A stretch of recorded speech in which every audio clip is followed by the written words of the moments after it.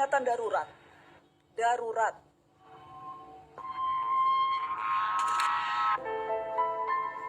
Kalau kalian melihat poster berwarna biru dengan tulisan peringatan darurat, ini memang darurat.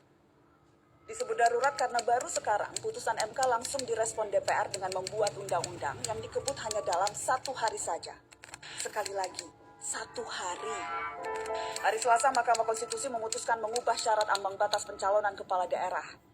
Partai atau gabungan partai politik tak lagi harus mengumpulkan minimal 20% kursi di DPRD atau 25% suara sah untuk mencalonkan kepala daerah dan wakil kepala daerah.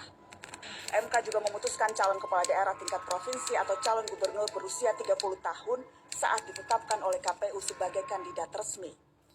Putusan MK ini cukup progresif karena agak menjauh dari budaya kekuasaan kita yang hobi menyodorkan kandidat yang sangat sedikit hasil home pimpah para elit. Setidaknya memungkinkan lebih banyak orang dan lebih banyak partai untuk maju dalam pilkada. Tapi semuanya batal, bubar. Besoknya DPR memutuskan ambang batas partai untuk mencalonkan pasangan dikembalikan ke aturan lama.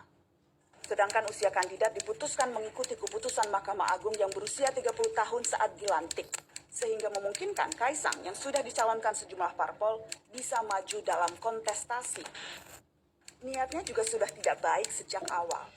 DPR mau menyiasati putusan MK yang sudah sangat jelas, mengikat dan final berlaku untuk semuanya. Bikin undang-undang dalam sehari mustahil ada naskah akademiknya, tidak mungkin ada sosialisasi rancangannya dulu. Apalagi mendengarkan aspirasi dan partisipasi kita sebagai rakyat. Ini bukan tentang Anies, Ahok, Kaisang, atau PDI Perjuangan. Mula-mula ini tentang bagaimana proses bernegara dilaksanakan dengan potong kompas sehingga melecehkan nalar wajar kita sebagai warga negara. Teman-teman, peringatan darurat ini perlu kita sebarkan. Pertama, karena kita marah dan berhak untuk itu. Kedua, supaya sebanyak-banyaknya orang tahu apa yang terjadi di gedung DPR bukan rapat untuk kepentingan rakyat. Presiden dan DPR harus menghentikan segala upayanya menentang putusan Mahkamah Konstitusi.